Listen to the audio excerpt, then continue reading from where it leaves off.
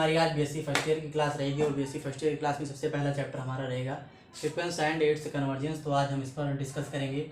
तो लेक्चर शुरू करने से पहले आप हमारी वीडियो को लाइक करिए, चैनल को सब्सक्राइब करिए, तब बेल आइकन प्रेस करिए ताकि जो भी नेक्स्ट लेक्चर हमारा है इसका नोटिफिकेशन आपको मिलता रहे।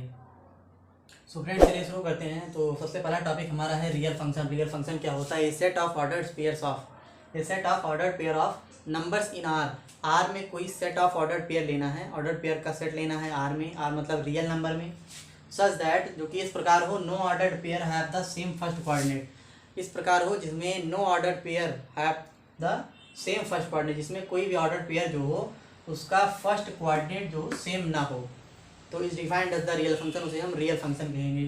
तो जैसे कि एग्जांपल के लिए दिया गया है हमें, ये हमारा दिया गया है सेट ऑफ ऑर्डर्ड पेयर दिया गया है 1 2 3 4 5 6, ये सेट ऑफ ऑर्डर पेयर दिया गया। इसमें देखिए कोई भी ऑर्डर पेयर का फर्स्ट कोऑर्डिनेट सेम नहीं है, इसमें फर्स्ट कोऑर्डिनेट 1 है, इसमें 3 है, इसमें 5 है, कोई भी सेम नहीं है, तो ये हमारा रियल फंक्शन होगा, इज अ रियल फंक्शन, ये रियल फंक्शन होगा। वेयर एज 1 2 1 3 3 2 4 जो ये सेट दिया गया है ऑर्डर पेयर का, इसमें जो आपका फर्स्ट कोऑर्डिनेट है वो सेम है, 1 1 है, इसलिए is not a real function. तो एज टू ऑर्डर्ड पेयर 1 2 और 1 3 have the same first coordinate, इसमें 1 2 और 1 3 में फर्स्ट कोऑर्डिनेट जो है वो सेम है, इसलिए ये हमारा रियल फंक्शन नहीं होगा। तो इसके बाद दोस्तों बात आती है domain and range of real function की। डोमेन और रेंज क्या होता है रियल फंक्शन का?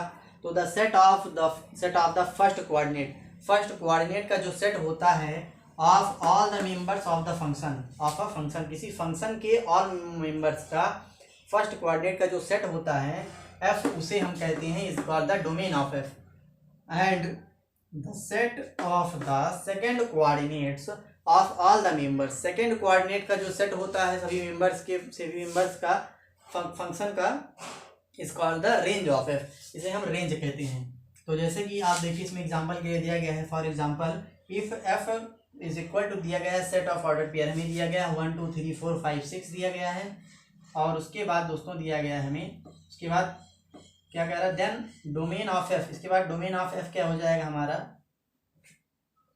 Domain of F F1 3 5, domain of F किसी क्या होता है, मतलब ये आपका जो सेट ऑफ जो दिया गया है, सेट जो दिया गया है इसका फर्स्ट कोऑर्डिनेट जो होता है इसी को हम कहते हैं डोमेन।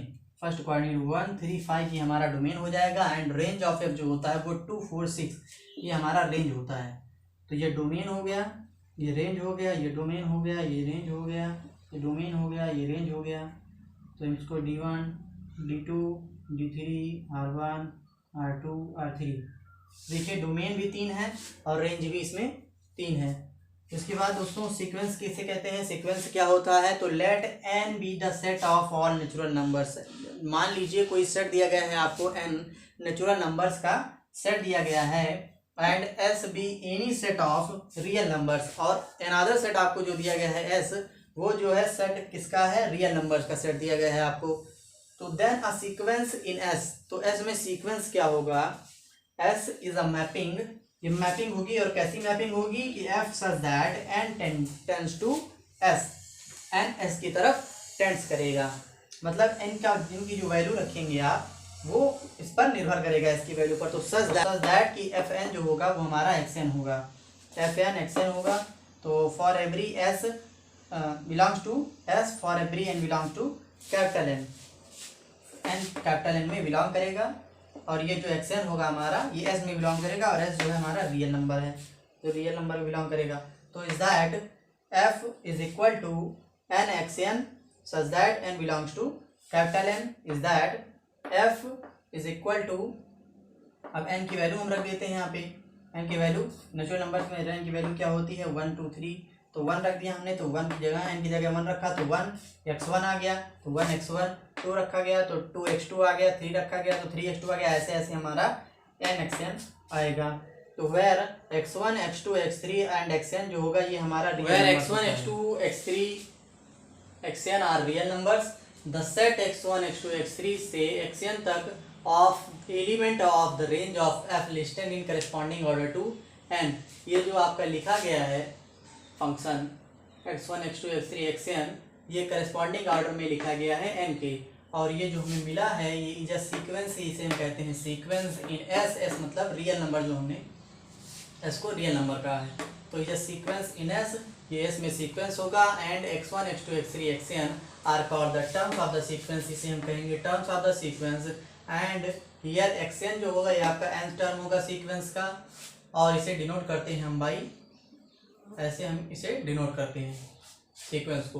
तो एग्जांपल के लिए देख लेते हैं क्या दिया गया है। The sequence 1 4 9 16 can be written as this, मतलब हमें निकालना है सीक्वेंस कैसा सीक्वेंस है ये।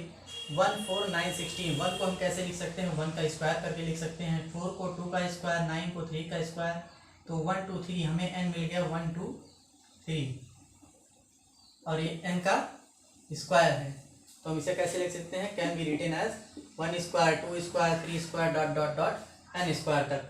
और इसे हम ऐसे भी लिख सकते हैं कि n स्क्वायर सच दैट कि n बिलोंग्स कर रहा है कैपिटल n में से, n आपका बिलोंग कर रहा है, ये n है, n बिलोंग कर रहा है कैपिटल n में से बिलोंग कर रहा है, तो n स्क्वायर हो जाएगा। और सिंपली एज हम इसे ऐसे भी लिख सकते हैं सिंपली।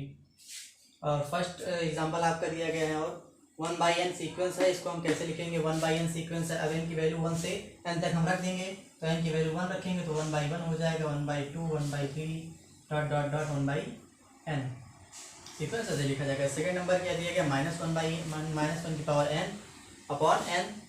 अब इसे कैसे लिखेंगे, तो 1/n है, n की जगह 1 2 3 रख के चले जाएंगे, तो रख दीजिए। -1 की पावर 1/1 तो आ जाएगा -1, और -1 की पावर 2/2 1/2, -1 की पावर 3/3 -1/3, तो सीक्वेंस हमारा ये हो जाएगा, सीक्वेंस बन जाएगा। कांस्टेंट सीक्वेंस क्या होता है, कांस्टेंट सीक्वेंस, ये sequence xn is defined by xn is equal to a। ये सीक्वेंस आपको दिया गया है, xn is defined by xn is equal to a, xn जगह ये रख देंगे, a कांस्टेंट है हमारा। तो for all n belongs to capital n belongs to capital n के लिए xn इज इक्वल टू जब a हो जाएगा तो ये हमारा क्या कहलाएगा, इज अ कांस्टेंट सीक्वेंस। और इक्वालिटी ऑफ टू सीक्वेंस क्या होता है, equality of two sequence xn और yn को हम कहेंगे इक्वल कब कहेंगे, if xn is equal to yn, xn बराबर yn हो जाएगा for every n belongs to capital n, xn is equal to yn for every n belongs to capital n जब हो जाएगा तब इसे कहेंगे इक्वालिटी ऑफ टू सीक्वेंस, मतलब दो सीक्वेंस इक्वल होंगे।